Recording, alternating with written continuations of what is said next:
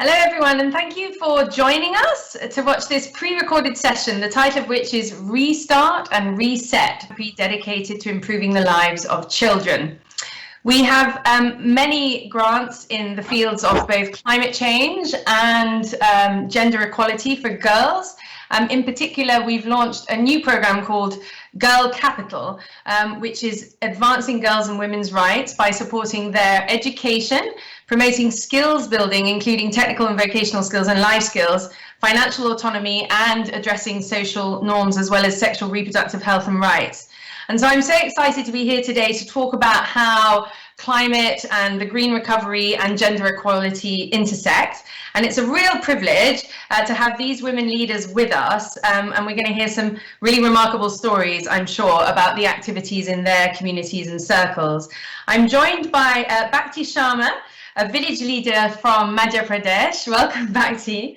Minush Safiq, who is the director of London School of Economics and Political Science, where I went to university. Geraldine Ang, policy analyst for green investment at the OECD. Hello, Geraldine. And Delphine O, the ambassador at large and secretary general of the Generation Equality Forum that's coming up this summer, led by the Ministry of Foreign Affairs of France. So a warm welcome to all of you, and I'm really looking forward to this conversation. Before we start, I just want to point out what we all know and which sits at the heart of this conversation, which is that gender inequality is really a story of foregone well-being and prosperity. By not improving women's access to economic and other rights, we are in fact restraining growth.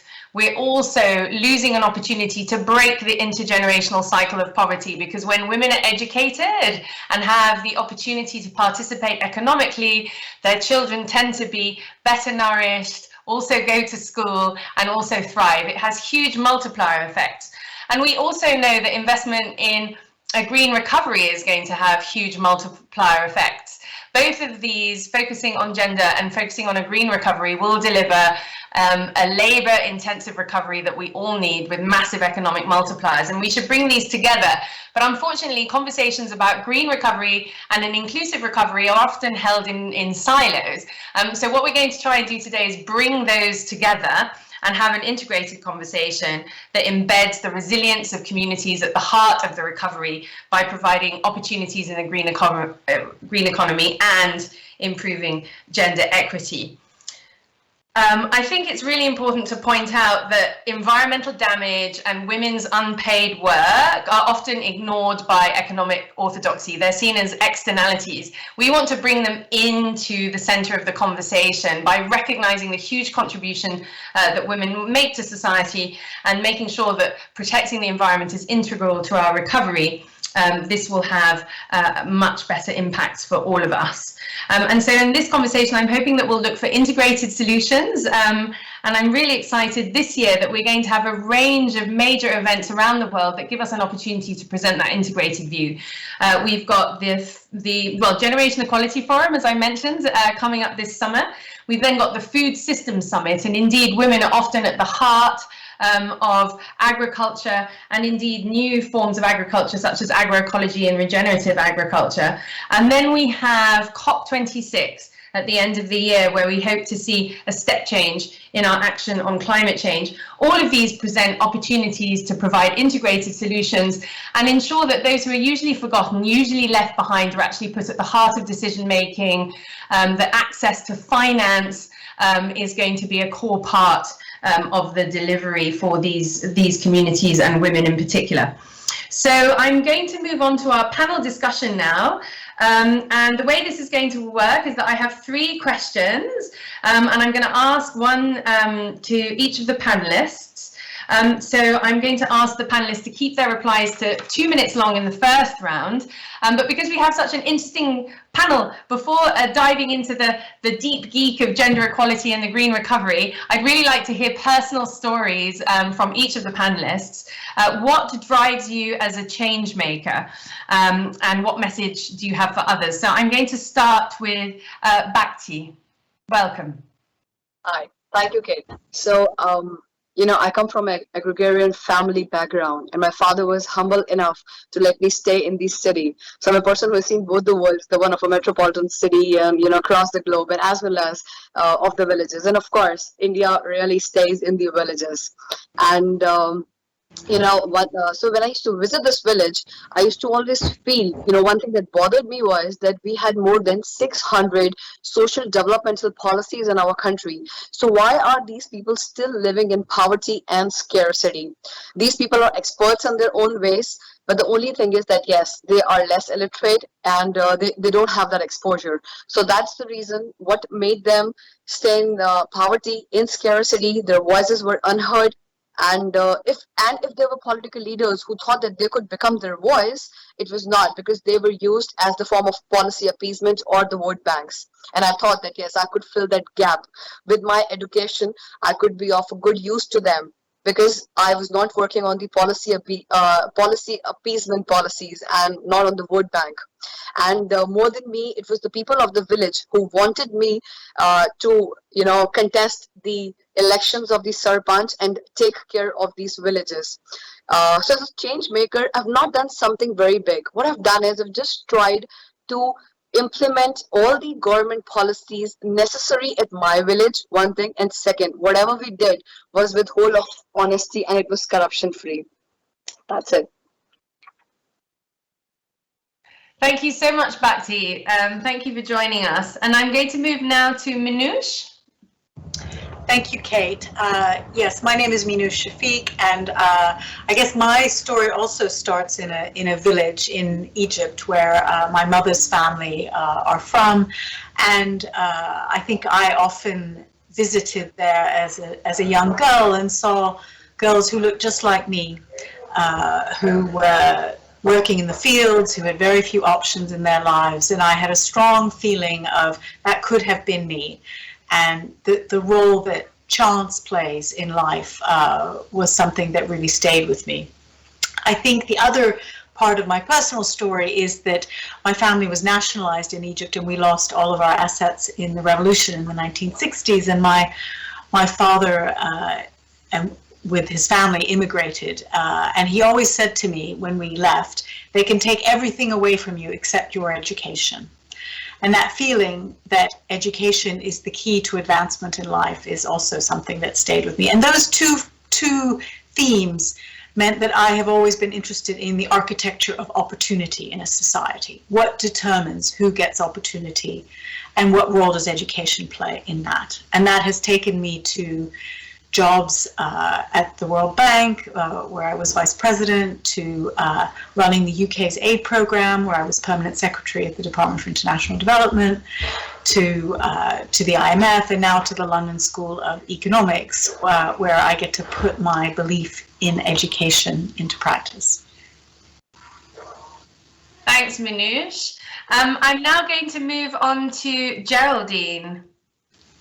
Thank you so much, Kate, for the invitation, and to ORF as well. It's a pleasure to participate online in Raisina Dialogue, short of being there in Delhi, which we all wish, I think.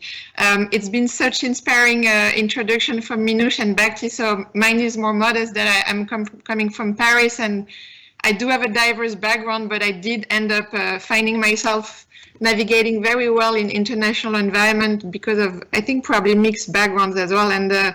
And I've worked for the past decades at the OECD on green finance and investment, and very fortunate to have seen such a change in the past decade from, a niche market where you would see only manuals. And for those of you who will understand what manuals are, it's men-only panels where only white, men would drive the niche markets on finance issues. And now look at how much has been achieved. And I have to say, I do see that women are a driving force in the emerging green finance issues. For those of you who don't know the OECD, it's an international organization that works to build better policies for better lives. And one of our key priorities in the past decade at the OECD has been to engage with all kinds of public and private stakeholders, policymakers, regulators, civil society, investors, businesses, etc., to try to mainstream green issues in finance and investment, and what a change we've seen from, you know, like the niche market where we would see just such a small interest in green issue, and increasingly being mainstream to the point today that I think it would be unpopular not to support green finance as an investor, as a corporate. And I really think that the agenda has been about breaking the silos between different policy communities who had very different objectives. And I've been very fortunate. I happen to be a woman. I'm not sure if it has any impact, but you know, it's true that we see that the market for green finance worldwide is now increasingly led by women, and I want to believe that this had had a positive impact. That you know, the green finance market is increasingly moving in the right direction at the same pace that we see that women are increasingly more involved in finance and sustainable finance in particular. Thanks very much, Geraldine. And now over to you, Delphine. Thank you, Kate, and thank you to ORF and Raisina Dialogue for inviting me. My story also doesn't start in a little village, it starts in a big French city.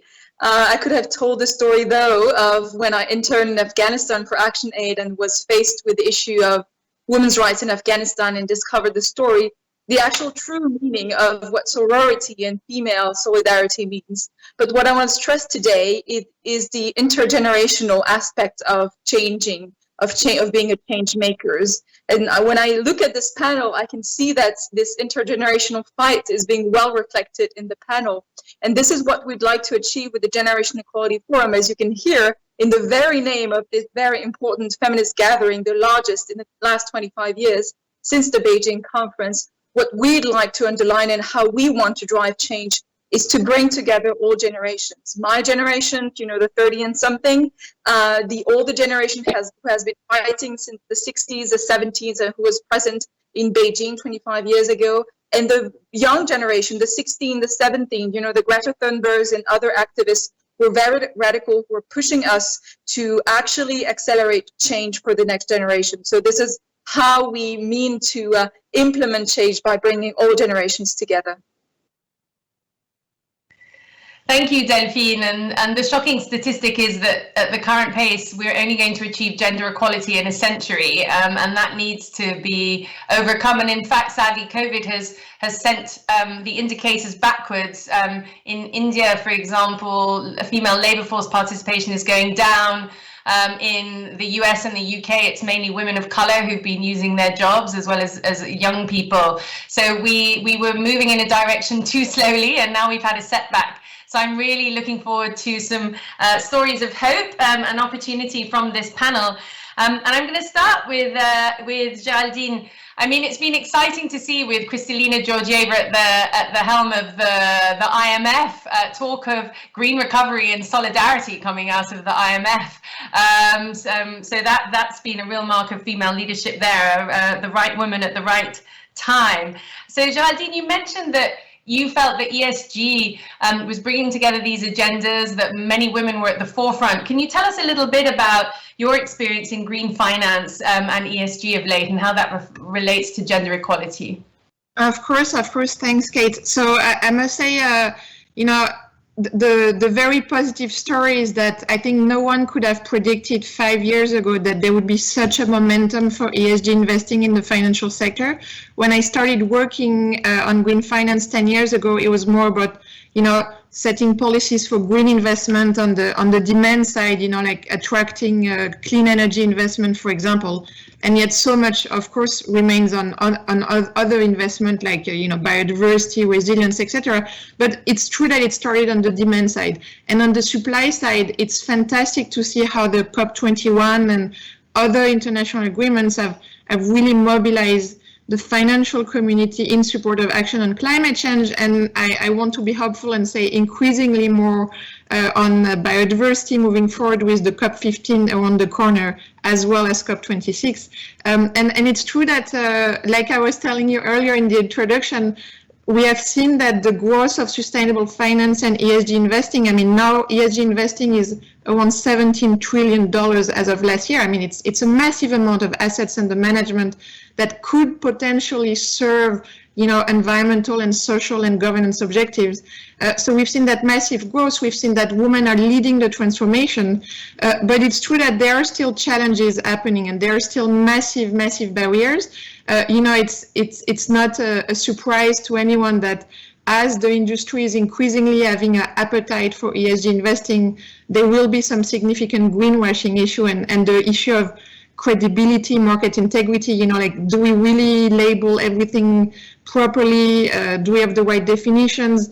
If you just put a woman on the board, is it enough? If you just put some climate disclosure, is it enough? And those things are linked because it's about improving ESG good practices. And so I think there's really a ramping up in the market. And I have to say, you were just giving the example of the IMF. No one would have expected that central banks, economic policymakers, and key institutions would have moved so quickly on climate risk. And I must say, this is really a fantastic momentum for action. I think much more needs to be done now that we are getting there on climate risk to incorporate the real economy impact of finance. And I think it links very much to your point at the beginning on breaking the silos, that the financial sector can no longer be disconnected from real economy impact, both on gender and environmental issues. And so this requires moving beyond business as usual, moving beyond short-termism. And I believe personally that it's possible that women are a driving force behind it. I was just checking a statistics just before the panel that women are twice more likely as savers than their male counterparts to prioritize ESG impact in their investment decisions, and also to say that for them incorporating ESG values matters in their company. So very optimistic that this moves forward, but there are still major challenges moving forward, and I think we need to bridge all the policy communities, all the civil society, and bridge the communities and break the silos further to achieve that change. Thanks, Geraldine. And we've also heard, on a geopolitical basis, the IMF has been talking about a great divergence with economies, greater gaps appearing between richer and poorer economies as countries struggle to maintain liquidity, and some even struggle with debt stress. So if those countries are to participate in a green and resilient recovery and provide social protection for their citizens, we really need a complete reset this year in terms of the geopolitics of solidarity and recovery. Thanks, Geraldine. I'm now going to move over to Minouche, and I have to confess I haven't read your book yet, but having read your interview in the Financial Times over the weekend, I will definitely read it. In your deep thinking that you've been doing over the last few months in lockdown, tell us how you think gender and the environment can be brought into the recovery, and what that means for the new social compact that you've been talking about. You're on mute, Minouche. There we go. So thank you, Kate. The book is about, the book is called What We Owe Each Other, A New Social Contract. And my argument is that our current social contract is failing our current circumstances. And I'll give you just an example on gender and one on environment. On gender, for a long time we thought the problem was getting girls into school. And we've achieved a huge amount in that. A country like India has now reached full gender parity in primary education and in secondary education, and that is true all over the world. Today, for the first time in history, more women go to university than men around the world, which is a huge achievement. And so in many ways, the question is, why aren't we doing better? And why do we still talk about gender pay gaps and all of those things? And I think the main reason is because the social contract is still constructed so that the assumption is that women will look after children and old people for free. And that is no longer appropriate in a world where most women are educated and working. And so we need to come up with a social contract that allows for parental leave. Maternity leave says to a woman, you stay home and take care of your child. Parental leave says the family has to come together and share the responsibility for raising their children. And high quality publicly provided childcare says to a family, the state will help you raise your child and make it easy for both of you to continue working. So rethinking family leave policies. Also looking at unpaid work. We know that around the world, women do 2 hours more unpaid work than men every single day. That varies enormously. In Norway, women do 20% more unpaid work than men. In Pakistan, they do 1,000% more unpaid work than men. And so again, rebalancing the social contract within the household around unpaid work would be a way to tap into all of that enormous female talent. And of course, I believe in this for equality reasons, but it's also a fantastic economic argument. Much of the productivity gains achieved in advanced economies like the US and the UK can be attributed to the fact that women entered the workforce in the middle of the last century. And that meant that people got assigned to the jobs that suited them best. And rather than employers just drawing from a narrow pool of men, they were able to draw on a much wider talent pool. So I think that's a really good case for education. On the environment, I'll be brief, but I think the main challenge in terms of our current social contract is that it doesn't take into account enough future generations. And our current social contract is one where future generations' environmental legacy has been hugely depleted.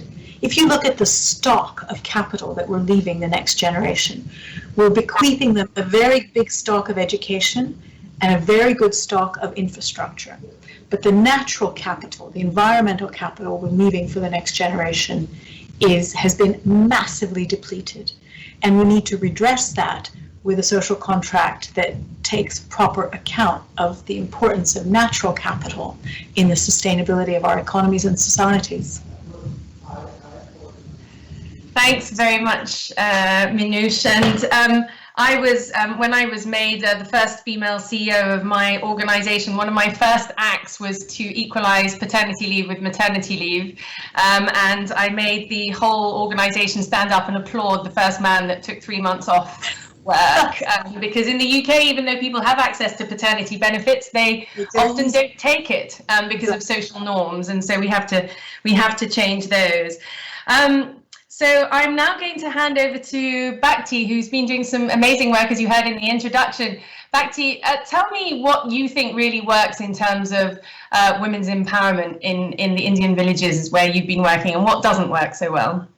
Okay, so first I'm going to talk about what doesn't work, okay? So, in many South Asian countries, I've noticed one thing, that we have the professional leadership. Okay, so, the leaders would be the same, but the voters change. And obviously this thing comes with a lot of pros and cons. And the cons are that these leaders are always ignorant about some issues. They would never speak about some issues. And they have this particular set of model of development for themselves, okay? And I'll tell what has worked, because I'm a person who believes in participatory democracy. And when I say participatory, it does not mean that the numbers have to increase. It is one of the finest model. It would only work when in any panchayat at the grassroots level of democracy, when the voices of the females would be raised, one thing. And secondly, when their role would be more in the decision making. Sorry to say, but the truth today is that many men don't want women to be in the decision-making policies at the grassroots level, mostly in a lot of countries, okay? So what has worked for me is, trust establishments.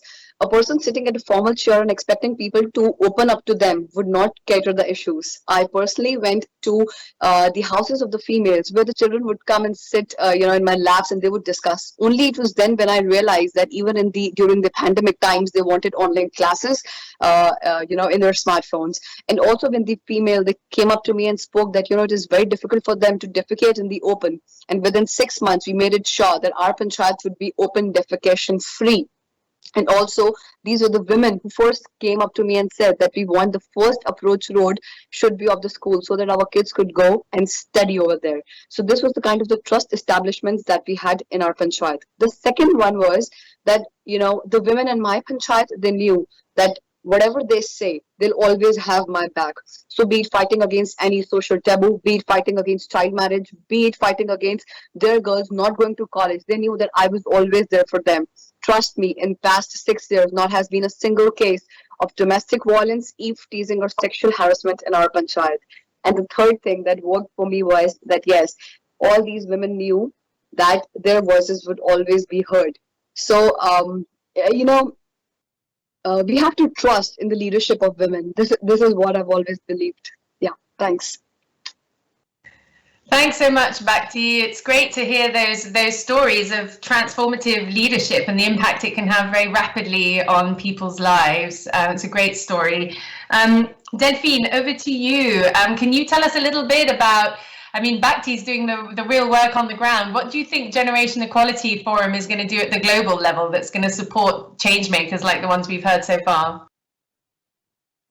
Well, I'd like to build on what Geraldine said about the necessity of bridging the gap between different actors and stakeholders involved in gender equality, as well as what you said, Kate. You said we need a geopolitical reset. Well, both things we're trying to do with the Generation Equality Forum.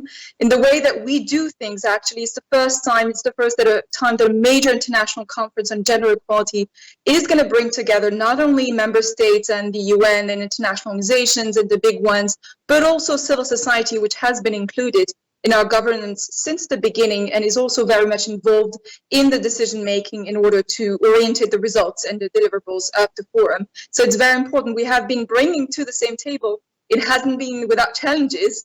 Big multinationals, small CSOs, grassroots feminist organizations, foundations, member states, big, small, and large, and so on. And in terms of content, we have prioritized 6 issues, as you might know, which we have organized around what we call action coalitions. Each of these action coalitions is going to deliver a concrete roadmap for change over 5 years. So we've given them, a very specific timeline with specific goals to be achieved by 5 years with funding, with programs, and so on. And one of our action coalition is exactly on the topic of today. It's called Feminist Action for Climate Justice at the intersection of fighting for gender equality and fighting for climate justice. And one of the issues that we want to tackle is, when you talk about gender and climate, you can think about women as the victims, primary victims, being heavily impacted by climate change, which is true, especially in the global south. But we also need to think of women as being in the driving seat for fighting against climate change and for biodiversity and so on. And what struck me recently is that there's a number of COVID recovery plans being implemented by member states that really focus much more on having a greener economy, on investing more in renewable energies, which is all great. The issue, at least in France, but I think it's true in other countries, is that the percentage of women already working in these industries is very small. And it has been overlooked by some of the governments, international organizations. If we want to invest not only in a greener economy, but in a more gender equal economy, we need to make sure that we train more women to be in the driving seat in these new jobs, these jobs for a more green economy. So you have not only to invest more in the sectors, but invest more in the female workforce in these sectors in order to make sure they're at the driving seat, they are the change makers, and they're also at the decision-making seat. And that's also what we're trying to do with other member states and international organizations, make sure that we train more women to be, climate negotiators, to be sitting at the decision-making table and negotiating table when huge decisions are being made, for instance, at the COP26, which will take place later this year in the UK. We want to have more women, being there in the front line in the delegations. Thanks, Delphine. And we know that in the same way that women have been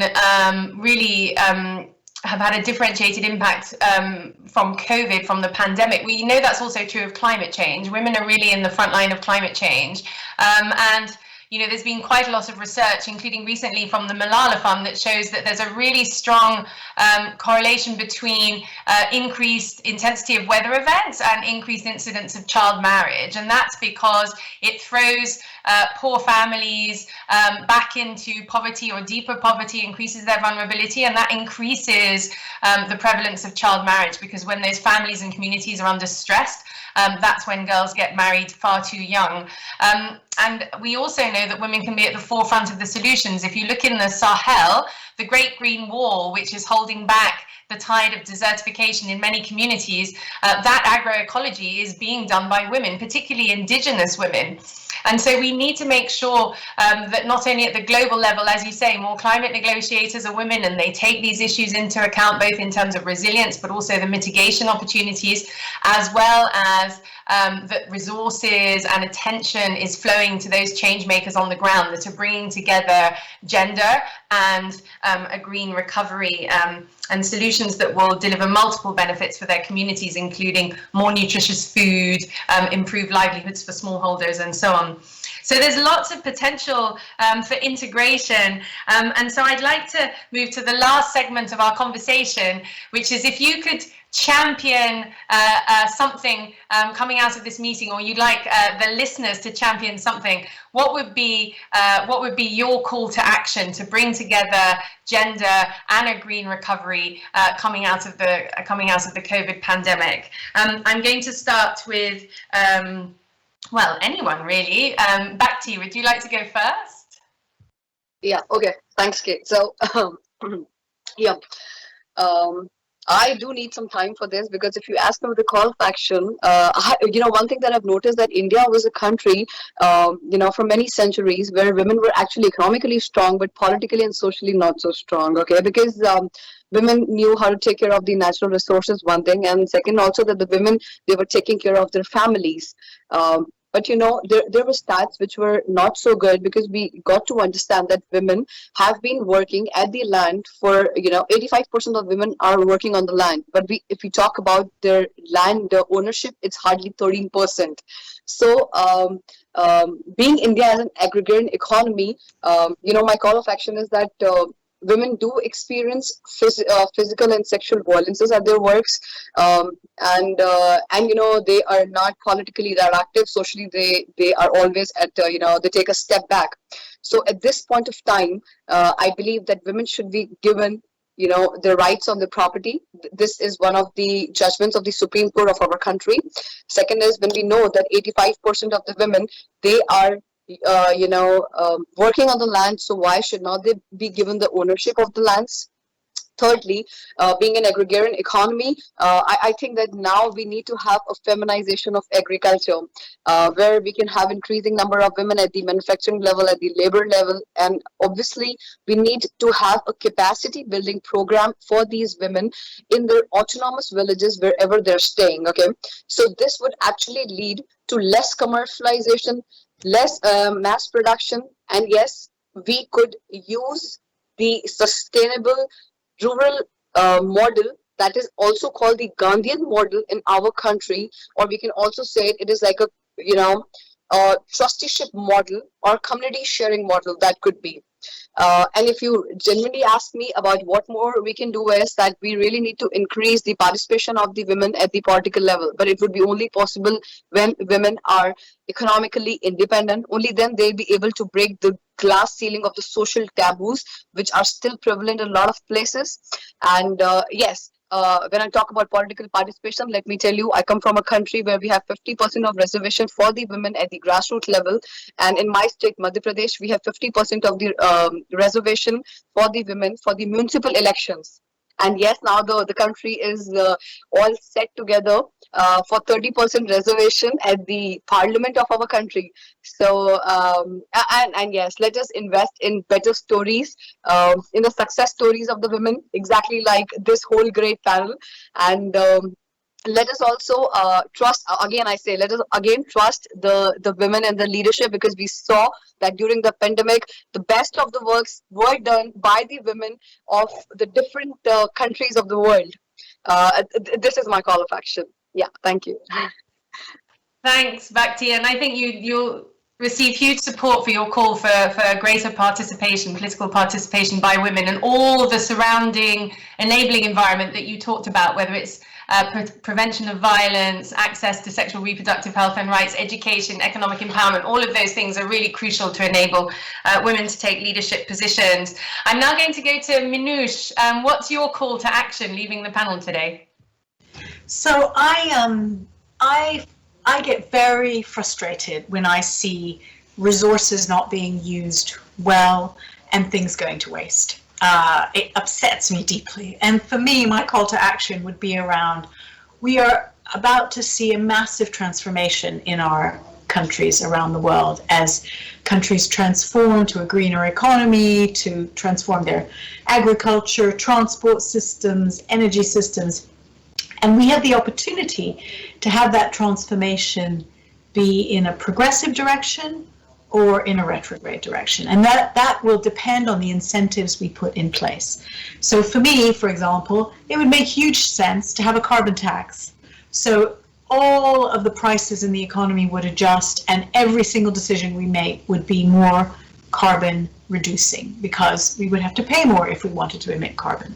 It would make huge sense to me if we created incentives to subsidize more R&D and investment in good things like new green technologies, or forcing companies to disclose how much environmental damage they're doing.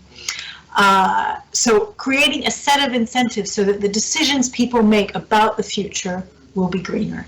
Similarly, on gender, we have all this female talent around the world, but we're not using it as well as we could because we're holding it back by not supporting women, by better access to childcare, by dealing with unpaid work, and by dealing with inequalities that women face in the labour market. And I think if we did those things and changed the incentives that all of us face in future decision making, we would have a world that would be more equal, more green, but also more prosperous, because we would be using our resources well. Thank you, Minouche. And it's true, we're facing so many systemic challenges, whether it's the energy system or the food system or the digital economy. And if all of those were enabled by unleashing the potential of all of our young people, not just, and throughout the ages, not just men, that would have a hugely transformative impact. So we've heard from Bhakti about the need for the imperative for political inclusion, from Minouche about talent inclusion, if I can put it that way, of harnessing the missing Einsteins and many others that are lost by not advancing the cause of girls. And Geraldine, over to you, and then I'll go to Delphine after that. Geraldine. Thank you so much, Kate. And Minouche has just said lots of key points that, with the green recovery and as we transition slowly outside of the pandemic and managing it, we have a chance of building back better, but we also have a gigantic risk of going back to business as usual. And so I think as we are looking at what needs to be done and how gender and environment need to come together, I think it's really important to ask ourselves, how are we doing transformational? Are we going back to business as usual? Are we doing incremental change? And we need to reset, the financial system and other government's arrangement to achieve transformative change, to achieve system innovation. And so, I cannot stress enough, everyone has said it, that there's an urgency of action on climate and biodiversity and other environmental goals. And we are already so late. Every year, every month, every day counts. And so as you're asking, Kate, some kind of call for action, I would say for everyone working, in a company, in an investment firm, in a government, in an NGO, ask yourself, first, are you exploiting the resources like Minouche said, allowing gender, women, and other driving force to try to achieve transformative? But second of all, are you part of business as usual, are you part of the incremental, or are you trying the next step above that you can do in your day-to-day, in your small level or in your bigger level? Are you really trying to be transformative? Because climate change, biodiversity requires systemic embedment of those factors in every decision-making process. It's not about small steps. So I'd say, at each of your level listening today, are you doing business as usual, or are you transformative? And keep trying to go beyond what you're doing already. Thanks.